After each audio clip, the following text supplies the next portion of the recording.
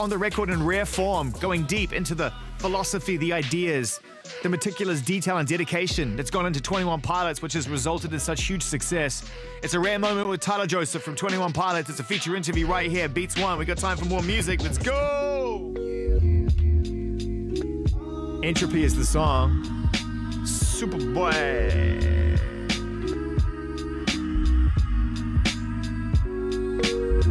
World first. You're streaming for the first time right here. We're getting it nice and early for you. Remember this moment, add this to your playlist and love it. Superboy. I want to the beach to look for Jesus. Cause I come from the streets and never seen. All I knew that grieving was a weakness. Stayed in school with C's and D's, that's decent. Entropy is comforting when nothing seems to change. Entropy is comforting when nothing seems to change. Entropy is comforting when nothing seems to change. Entropy is comforting when nothing seems to change. I went to the beach to look for Jesus. I went to the beach to look for Jesus. I went to the beach to look for Jesus. I went to the beach to look for Jesus. Picked up where my father left a child life. Goalie sneak up on me, black and pala. Scar me, do me dirty like Mufasa. I had all this magic, all this pride. I went to the beach to look for Allah. Rockaway queen, sun green in my lungs. Make it for love and I'll do it for fun.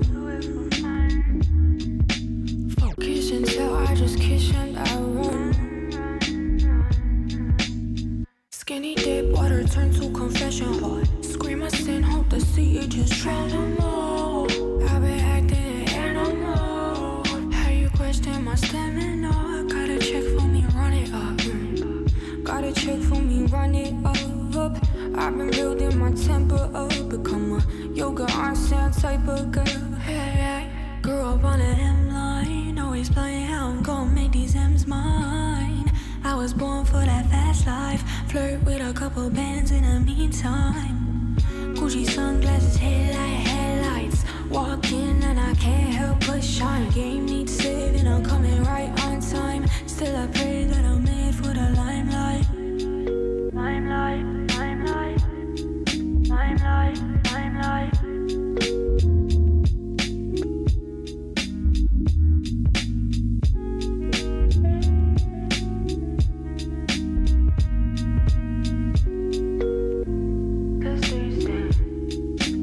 It's got those stealth Uma vibes. Do the math, understand what I'm talking about. It's got that Q-Tip vibe, the Roots, and of course the late great Jay Dilla. Just amongst many who have dipped their toe into jazz music and updated it, given it that modern feel. That is Superboy. We heard about him for the first time in relation to Chance the Rapper, and now that, world first, brand new. First. It's called Entropy, featuring Dunia. Love it. In a rare moment of transparency, Tyler Joseph from the band 21 Pilots welcomed us into his home recording studio in Columbus, Ohio, where he's been meticulously recording the band's brand new album, their fifth forthcoming, which is called Trench. If you've heard any of the songs that 21 Pilots have subsequently released off this album, you know it is lined up to become one of the biggest albums going forward in the foreseeable future. Fans are ready to go, lined up and hungry for information, and right here at Beats One Apple Music, we're about to give it to you. This is the first time that anyone from 21 Pilots has gone on the record to truly discuss the inspiration behind the new album Trench and what you can expect from the band, the journey to making it, and what the result has become. For the foreseeable future, right here at Beats One Apple Music, all eyes, all ears on 21 Pilots, right here, Beast One. The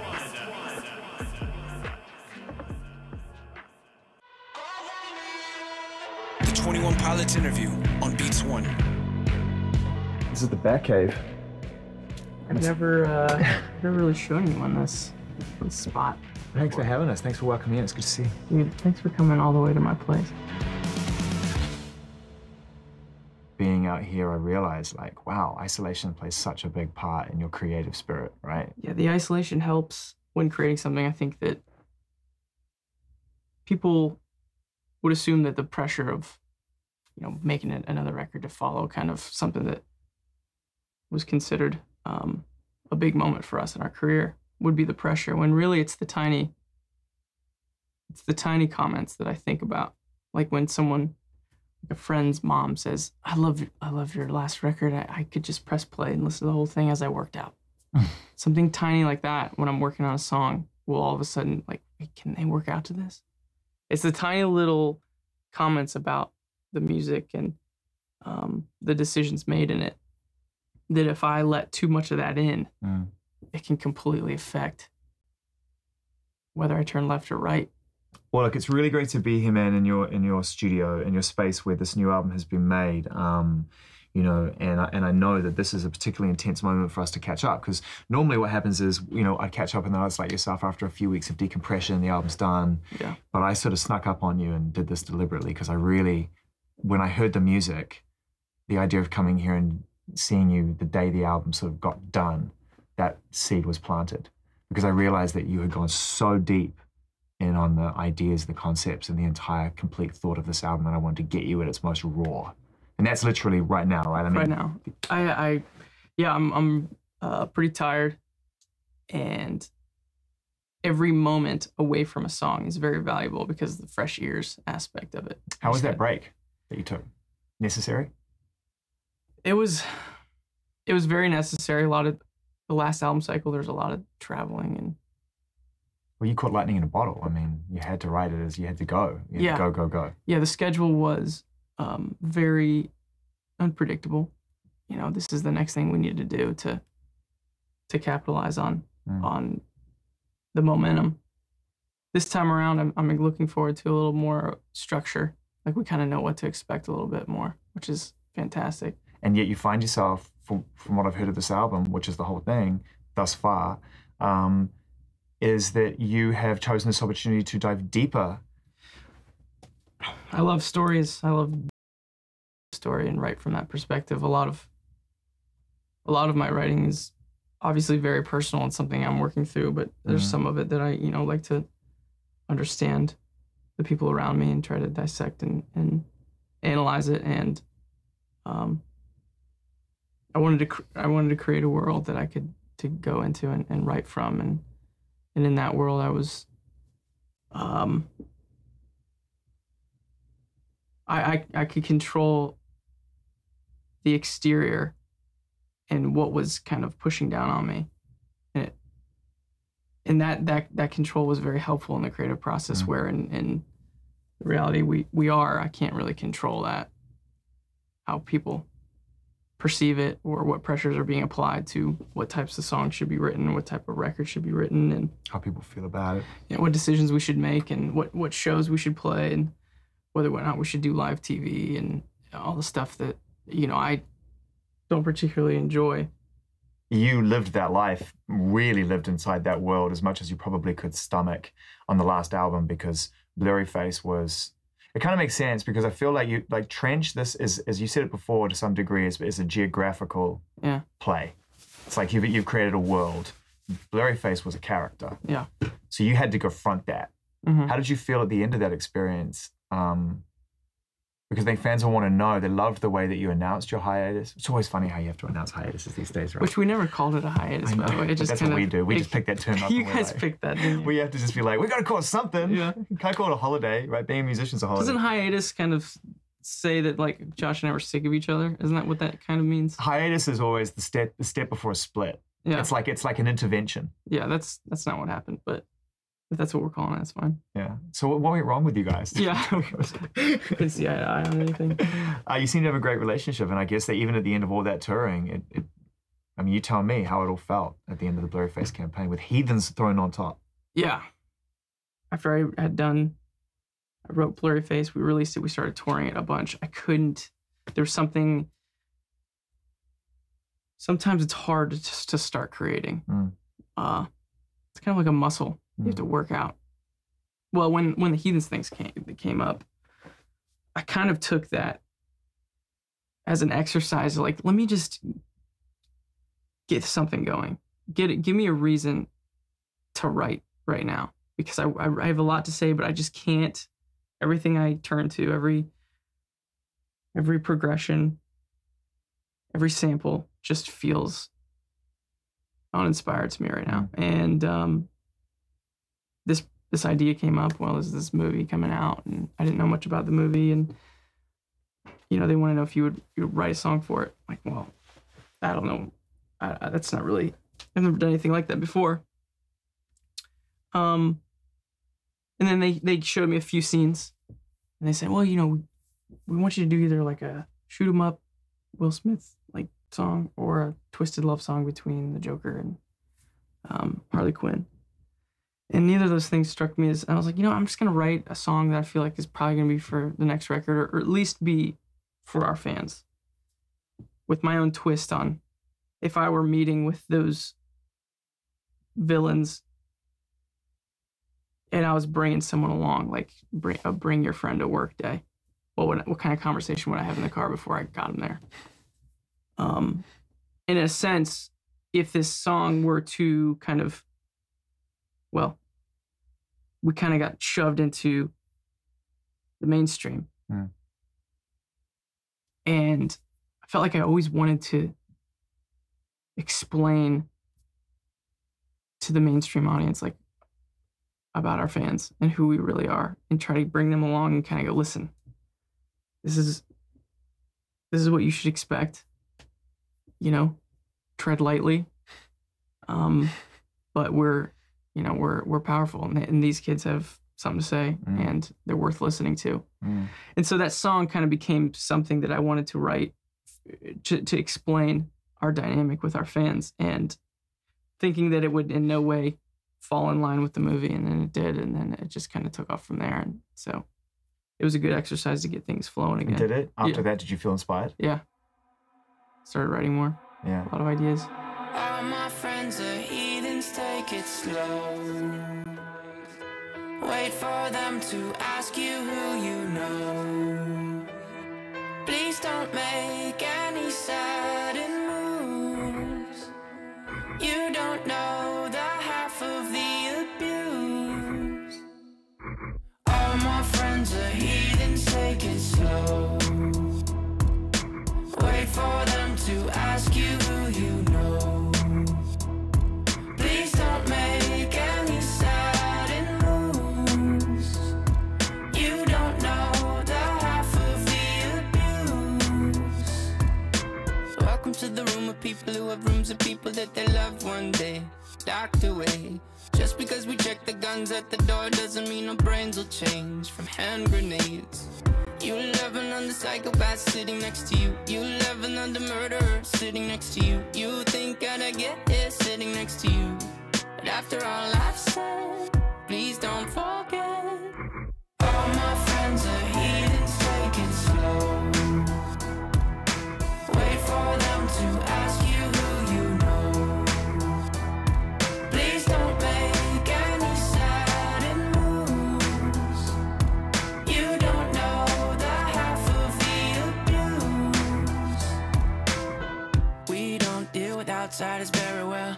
They say newcomers have a certain smell. Yeah, trust issues not to mention. They say they can smell your intentions. You laughing on the freak show sitting next to you. You laugh some weird people sitting next to you. You think I did not get here sitting next to you. But after all I've said, please don't forget.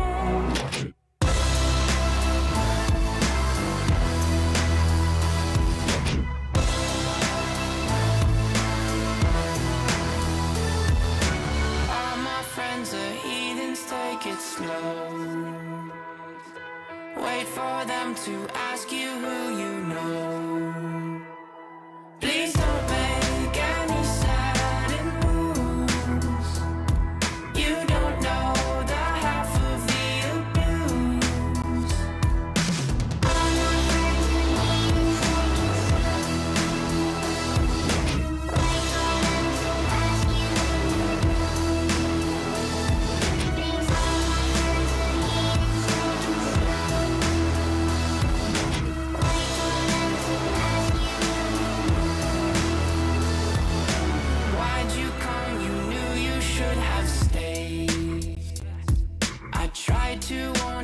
us to stay away. And now they're outside ready to buzz. It looks like you might be one of us. The 21 Pilots interview on Beats One. Strange hit. Yeah, no, the chorus was initially, the chorus melody was the verse melody. Because I just didn't feel like it was moving around the changes like it should. And I remember I showed Josh and a couple other guys on the road when I was just demoing it on my laptop, and all I had was the verse and like just the beat and the vibe. And I was like, I gotta find a chorus. And a few minutes after I'd showed them, we're getting ready for the show, and I hear someone, I still don't know who it was. It was one of the 4 or 5 guys that I was kind of just showing stuff to. They whistled the melody of what I thought was the verse down the hall as I was getting ready. And that's when I was like, that's the chorus. All my friends are heathens, take it slow. So how do we get to Trench, Tyler? How do you go from a character-based concept into something which is an entire world, which requires so much more fleshing out and so much more color, and the videos require so much more commitment and everything else? Yeah, well,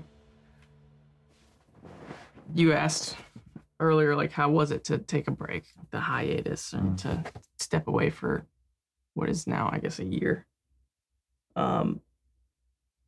Honestly, the moment our last show, which was here in Columbus, it's like our final show of the entire cycle,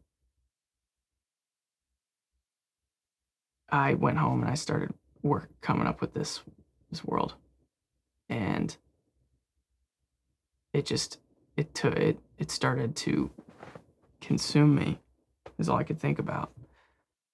I know every aspect of this world. Like, I know what the weather's like in this world, and I wanted to go there and write from that place. And this studio then kind of became, in a sense, my version of it. And I really wanted to dive deeper into the narrative of who Blurryface is, not just to me, but who he's become. A lot of artists and bands. It's always probably very true, but it seems a little cliche to say, we wouldn't be here without our fans, and this is about our fans, and it wouldn't be without them. But I don't think they know how much they've written the narrative and how much of a back and forth we've been having without them really even being fully aware.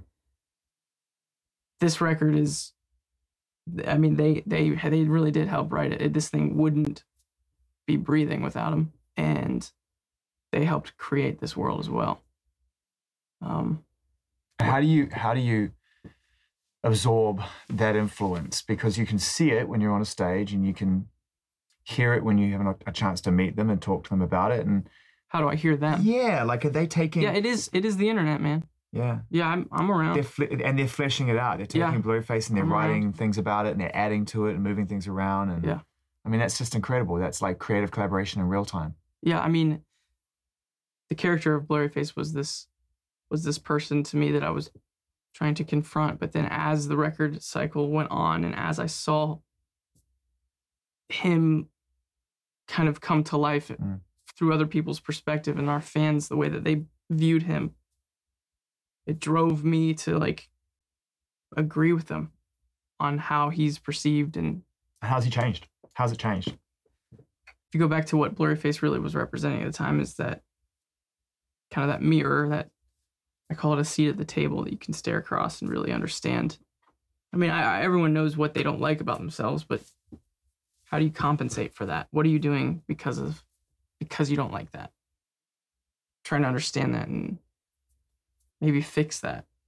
Then I realized that it's all about jurisdiction, where there's certain places that I'll be, whether it's mentally or physically, where he has jurisdiction.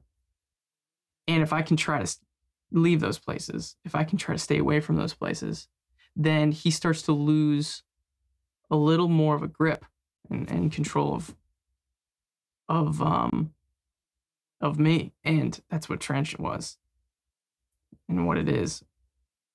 And helped me kind of like compartmentalize in my mind where I need to try to leave and get to somewhere that's safer and a little more unpredictable, a little more wild, much more creative, a little scarier, a little bit of an abyss, but you don't have to play by his rules. That's helped. I wonder when you realized that you were different, you thought about things different and things settled with you differently, and at what point in your life you realized that you were going to have to develop some tools in order to function and live with just the person that you are. I never would have turned to music if I didn't feel like I needed to work on something or change or cope with something. I think that I was perfectly fine before music, and then something happened where it just felt like a buildup of some sort, and I didn't know how to release that. I didn't know how to decompress that and to have an outlet for it. And I was forced to learn how to play the piano, at least the way I look at it. I grew up sharing a bedroom with my brother, and he would tell you, like, I mean, we both love music, but there was something that happened where I realized, okay, I can say anything I want now. And, you know, when I first showed my parents a song or two, I was really concerned that they were going to be really concerned. How'd your parents take it? Well, that's what was so surprising about it, was when I was, concerned about, like, it felt like when I was writing a song and I would show someone, it was like, okay, now let's start the conversation. But what would usually have been the beginning of a long conversation / check up on you / lecture was just, wow, that's great. And that was it. Like, that was the end of the conversation. And that's why I was like, I can do this more. The relief. Like, I don't have to, like, keep on talking about it afterwards.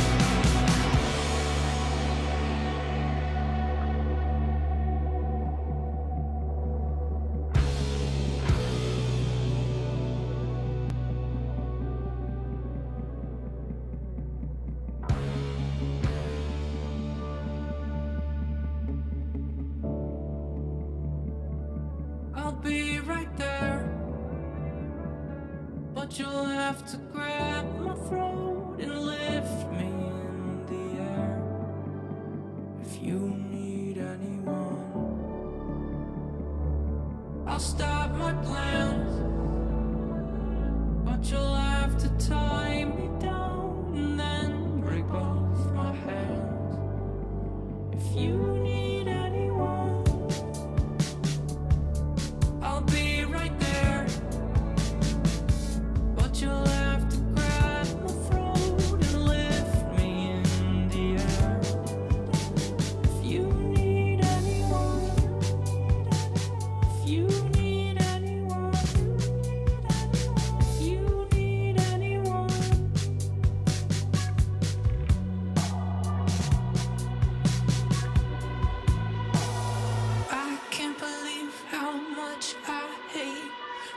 Sounds of a new place roll my way.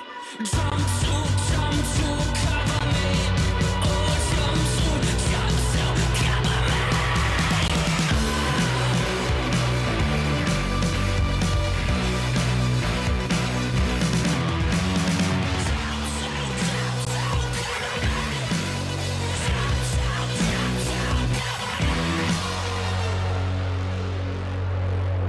The 21 Pilots interview, Beats 1.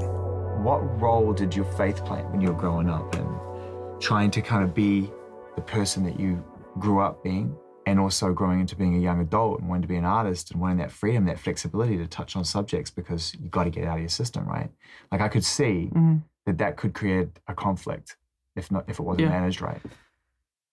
I have this theory about leapfrogging in generations.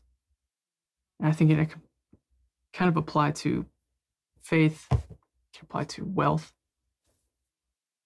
There's this constant kind of overcompensation and then compensating that. My parents grew up in an environment where there really wasn't any talk of faith or any sort of religion. And then they both had a moment where they became Christians when they were like in their college age.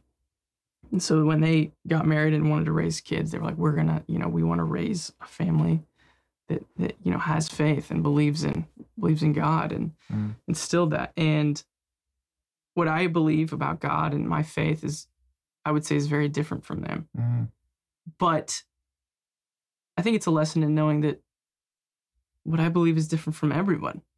Even my mom and my dad, people who formed me, they should in theory have the closest version of it, but it's so different even that. And I think it's actually made my faith stronger in the version that I believe and I hold on to. And this music I'm trying to create and trying to like answer those questions. I'm throwing those questions out that I felt like weren't supposed to be asked. But when I ask it in a song, my parents just say, that's great. And that was such a big moment for me. And so, yeah, my faith is constantly playing a part in the music that I write. As I said at the very beginning of our conversation, you're so tucked away in here. I can see why you would just continue to work and create because it's a very protected place. And I mean, it feels literally like we're 5 stories underground. Yeah, bomb shelter. Yeah, it does. And I wonder what it's like when you pop your head up above ground for you. What life's like. Let's talk about the popping the head out of the ground, because that's actually a phrase Josh and I have used to kind of describe like the part of our career that we just don't remember. Yeah. Wait, how did you guys like all of a sudden do our version of making it or getting people's attention? We see all these bands around us. I'm talking about the local scene back, 8-9 years ago. We see all these other bands around us. We're trying to, should we do what they're doing? Should we kind of try to follow their lead? And we decided, you know what, let's just go underground. And we went underground and we came up with a show. And then with our head down, we just started saying yes to that show. Yes to that. Let's play that. Let's play that. Let's play that. Let's do that. Let's create this. Head is down. And then all of a sudden we came up and we had a record deal. And we were doing a headline tour. It's like, man, how did that happen? And I realized the importance of isolation and just honing in on something and not letting, what are they doing? Or what should we follow that? Or what is that? Does that change our decision now that they did that? And just kind of diving in and going for it, and then coming up and realizing, wow, we're like 5 miles ahead of those other bands that we were just looking at. What role does Josh play in all this for you outside of being an amazing drummer and being a part of one half of the band, everything else? But on a human level, you guys you've a lot of similarities, but also you seem like kind of different people, which is good. I think, I mean, in the live show especially, there's been some shows where, man, I don't feel like I should be up here right now. Yeah. I don't feel good enough. I don't feel like what I'm doing is considered good. But then there's just been so many times I look over at Josh and he's just ripping, man. And it just shocks my system. And then I walk downstage and then square my shoulders up to the audience. And then there's only really been one show where it happened to him and me, and we got off stage and we were just like, what just happened? Do you know at the time that it was happening? Yeah, it was a festival, and I think it would have been like 2013. It was like one of our first times doing a festival in Europe. I think it may have been Puckle Pop. Yeah. Thrown onto a main stage. And we're like, oh my gosh, we got main stage like 3 p.m. That's crazy. And you just realize, oh, okay, this is a scheduling thing. Like, I mean, and rightfully so. It's our first time in that country. Like, there's no reason why we should have had an audience. But you know, when you get ready to play a show, you kind of like, I wonder who's going to be there. I always assume no one's going to be there just to get myself ready. But I wasn't ready for the empty field. Like, that field was so much bigger. With people think like, look how many people there when it's full. It's like, this field is ginormous. Like, now wait until everyone's gone, and then you realize how big that field is. East is up. I'm fearless when I hear this on the low. East is up. I'm careless when I wear my rebel clothes. East is up. When bishops come together, they will know that Dima don't control us. Dima don't control. East is up. They wanna make you forget. They wanna make you forget. Save your razor blades now. Not yet. Save your razor blades now. Not yet. I'm heavy. My jumpsuit is unsteady. I'm lighter when I'm lower. I'm higher when I'm heavy. Oh, I'm so high. My jumpsuit takes me so high. I'm flying from a fire. From Nico and the Niners. Whoa.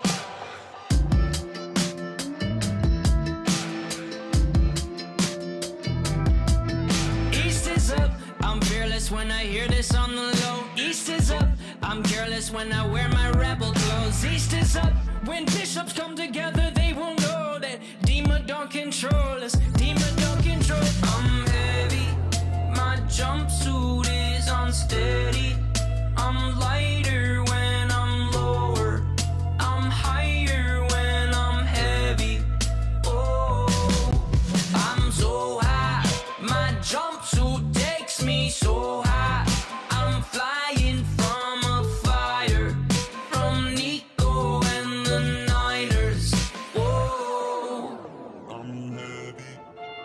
Jumpsuit is unsteady. Lighter when I'm Lower. higher when I'm Heavy. low. I'm so high. I'm so high.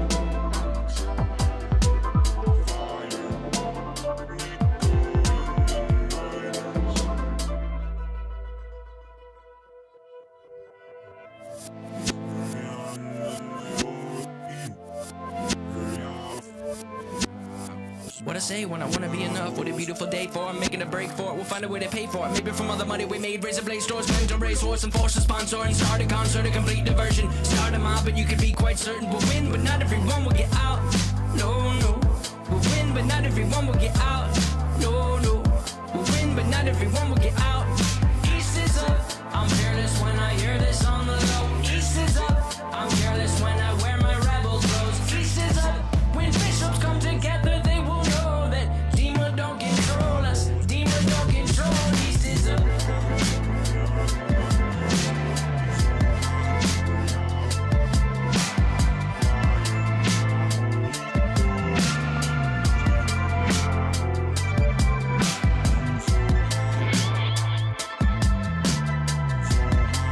So kidnapped by you.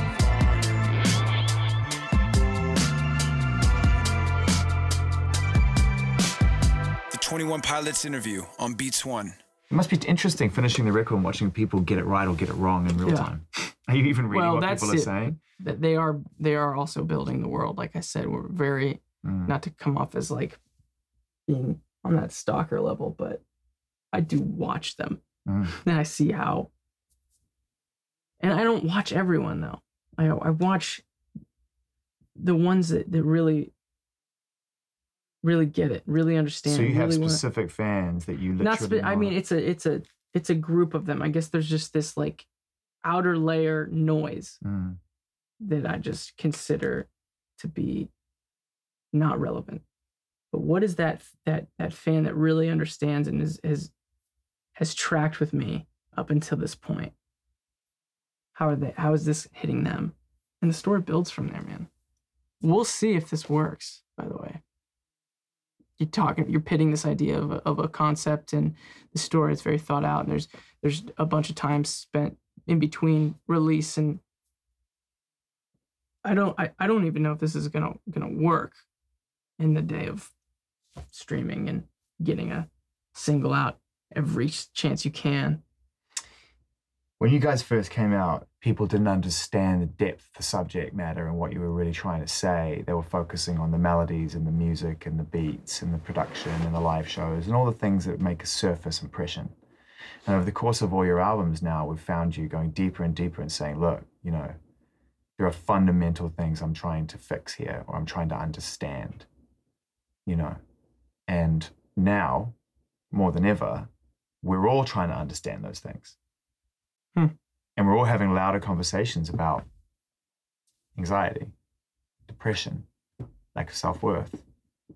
And we're speaking as one a lot more clearly about that, because I think that's pretty accepted. That's a good way of trying to demystify it. Do you know what I mean? We're getting that right. We're getting that right? This is moving in the right direction, for sure. It's something that you experience. I'm taking a punt on that, listening to your music. Yeah. The fact that we're now in a world where we're talking about it is something that I've been looking for a while. And I'm really glad that we're here. I'm proud of our culture in that way, for sure.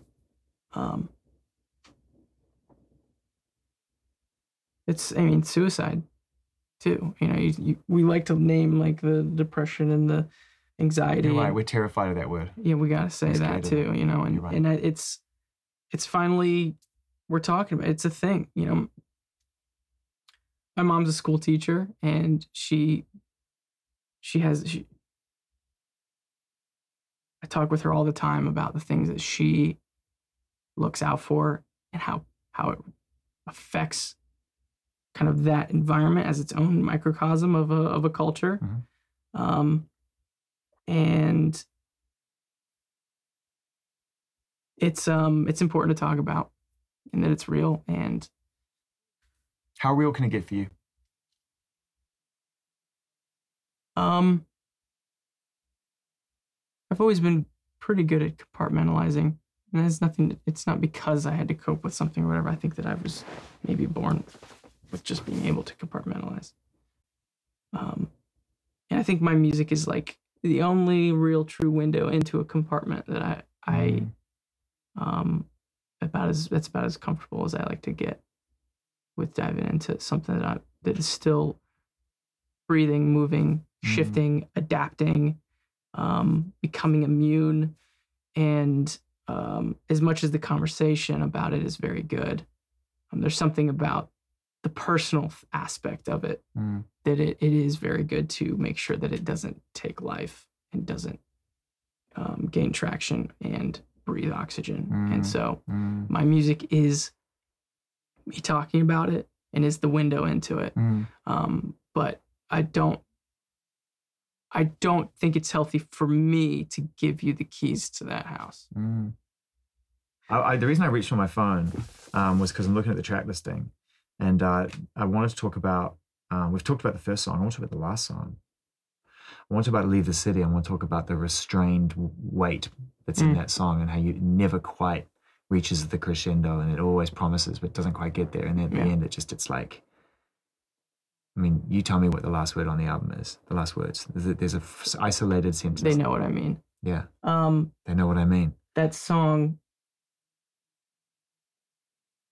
not only is it inside of the narrative, but in that narrative, I know that I needed to leave somewhere and start this journey and this point in between two places that a lot of us can find ourselves in, whatever version of that fits into your life. We're always trying to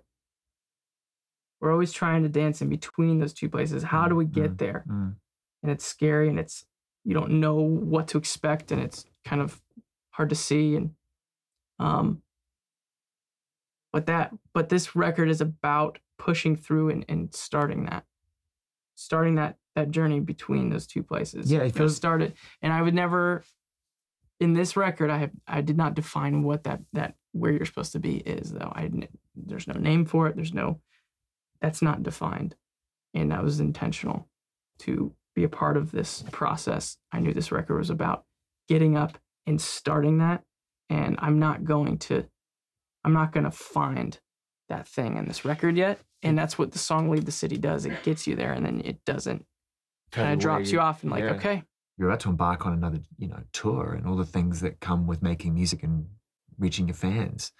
But "Leave the City" could take you anywhere, right? I mean, do you even... What's next? What's next? And is it even music? And did you enjoy that year off? I mean, you've got an amazing house, you're married, you've got... I said to Jenny, your wife, who's lovely, by the way. She's... I just can get on record. Can I talk about her for a second? 100%. Okay. I'm trying to think of a way to explain it. So it feels like starting this career felt like I was standing at the edge of an ocean, and I was given some supplies, and they were like, "Okay, make a boat."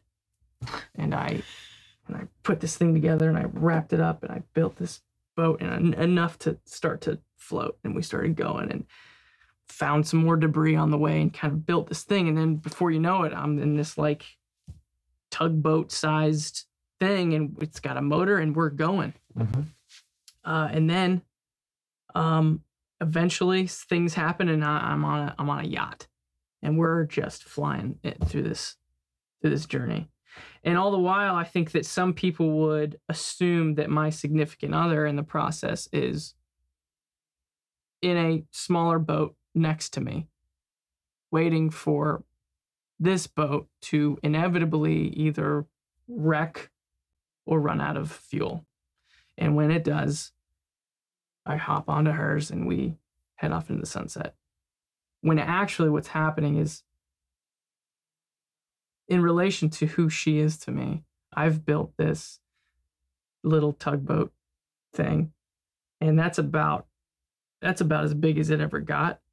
And she is waiting for me to run out of gas in a cruise ship.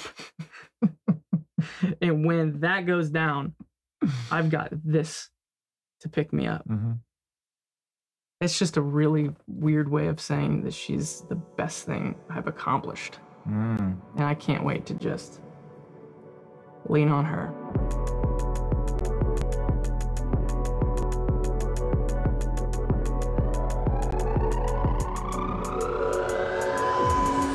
Oh, I know how to levitate up off my feet, and ever since the 7th grade I learned to fire breathing. Though I feed on things that fell, you can learn to levitate with just a little help.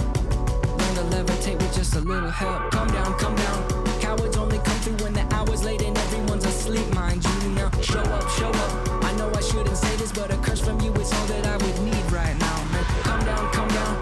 Cowards only come through when the hour's late and everyone's asleep, mind you. Now show up, show up. I know I shouldn't say this, but a curse from you is all that I would need right now, man. Danger in the fabric of this thing I made. I probably shouldn't show you, but it's way too late. My heart is with you hiding, but my mind's not made. Now they know it like we both been for some time, I'd say. They're smirking at first blood, they're circling above, but this is not enough.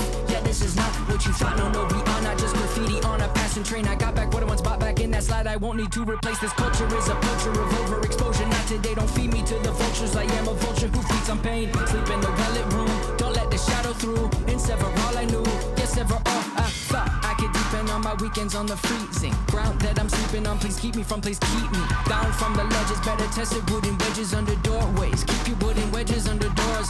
Chorus verse, now here comes the 8-8. Habits here to hear the worst. Your structure compensates, but compensation feels a lot like rising up to dominate by track. To at least they all know all they hear comes from a place. Oh, I know how to levitate up my feet, and ever since the 7th grade I learned to fire breathing. Though I feed on things that fell, you can learn to levitate with just a little help. You can levitate with just a little help.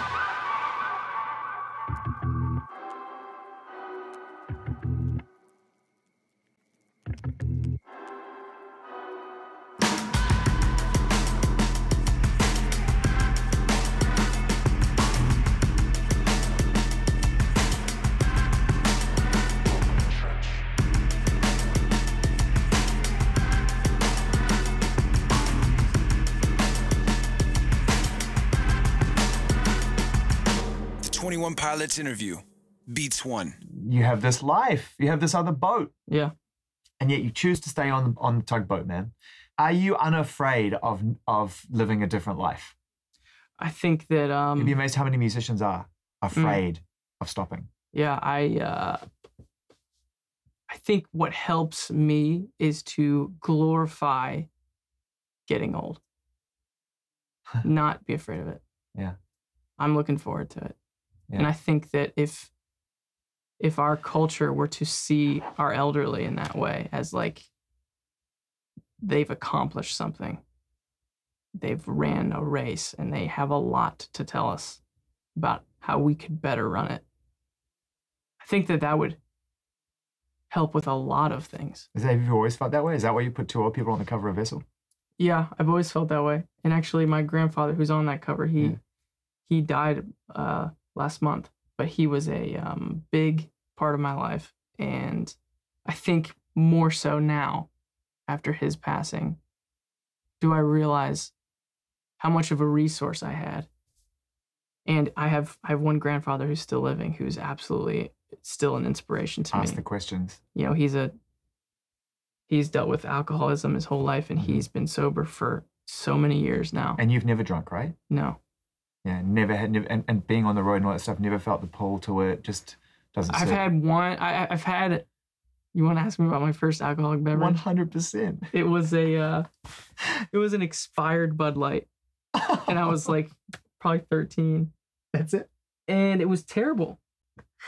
Oh, dude. And in a way, I think it's a blessing. It's a blessing. Yeah, like I'm fine with that. I had to chase it with Gatorade. It was awful. I'm excited, man. Nope. Told you it's a slanted table. Why do you think I have all these gigantic mouse pads over here? Dude, this is the most pristine and clean, amazing, like... I gotta be honest with you. Don't tell me you cleaned it for us. Jenna dusted this before you guys came. Have you been literally sitting in here in your pants, like in your boxer shorts, literally just stinking up the joint? Did you grow a beard? Yeah. You did grow a beard? I did. I shaved last night. Get out of here. You had a beard. How deep did it go? It was terrible, man. How committed were you? It was so itchy, and I hated it. Was it long? It wasn't. It was stringy. It was like your first real beard? It was not like... It would have looked terrible. It was a shame. You got to culture a beard. You can't just grow one out and think that you're going to look like Rick Rubin. That takes like decades of planning. There's so many more things I need to go through in my life before I can really puberty. get behind. Yeah, puberty is one of them. So many things you got to experience for the very first time. I had a beard. Trousers. At some point you have to put those on. Yeah. See how they feel. I didn't shower for a long time. There was a moment where I hadn't looked in the mirror in like a week. You should try that. It's crazy. Oh my God. What did you notice the first time you looked at yourself? I felt like I was getting older. Wow. So you noticed the change because you were in a week. I was like, man, maybe I was just really tired. But that actually makes sense if you haven't noticed that thing. What were you eating? You were being fed, obviously. Yeah. I mean, Jenna was taking care of you. She's a culinary artist. Was she ever concerned? Did she ever come down and just pat you on the shoulder and just be like, you gotta get some sleep? Yeah, she told me like you should eat. You should. Hey, she's never too particular about hygiene, but she did several times. Like, when's the last time you took a shower? What an amazing time in your life, man, to be able to have achieved all of this and know you still have fuel in the tank to make your most ambitious album and project to date. Like, most people settle here and then there's a compromise somewhere along the line. There's no compromise going on in your art, and yet you've already gotten to this place. Yeah. And I just think, like, as a way of saying goodbye, I wonder if you ever allow yourself, probably not in the last 12 months, but if any point you allow yourself a chance to reflect fondly on where you're at in your life. Because how old are you now, Tyler? 29. You're 29 years old, right? Are you scared of feeling reflective or feeling satisfied? I will always try to write music, and I love creating. I need to create. But there's something about when it gets to this level, there's something about convincing yourself that it's kind of not real. It's something that will go away. And preparing yourself, I know that you talk about finality being something that artists are obsessed with, but I think that you have to try to get okay with that. And the quicker you do, the more you'll enjoy this moment. Do you know what ends that? Do you know what cures that? What? The end of narcissism. And do you know what kills narcissism? Kids. I can't wait to have kids, man. Yeah, man. It's one more cycle. It's been great hanging, man. Hey. Thanks for letting us in. Thanks for coming. When everyone you thought you knew deserts your fight, I'll go with you. You're facing down a dark hall, I'll grab my light and go with you. I'll go with you. I'll go with you. I'll go with you. I'll go with you. I'll go with you. I'll go with you. I'll go with you. Surrounded and up against the wall, I'll shred them all and go with you. When choices end, you must defend. I'll grab my back and go with you. I'll go with you. I'll go with you. I'll go with you. Yeah. Stay with me.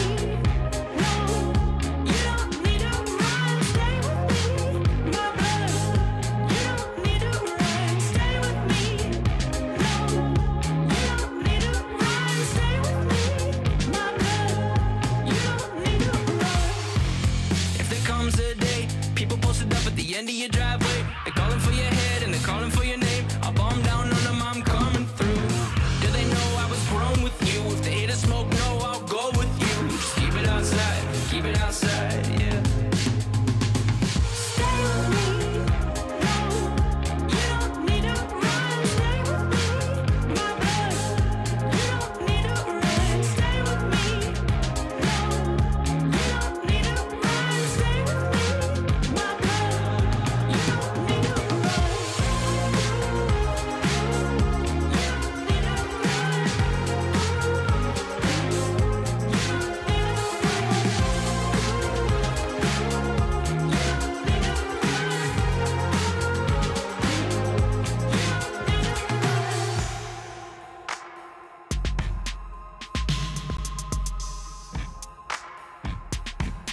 If you find yourself in a lion's den, I'll jump right in and pull my pin and go with you. I'll go with you. I'll go with you. I'll go with you. I'll go with you. I'll go with you. I'll go with you. My blood, I'll go with you. Yeah. Stay with me. No, you don't need to run. Stay with me. My blood, you don't need to run. Stay with me. No, you don't need to run. Stay with me. My blood, you don't need to run.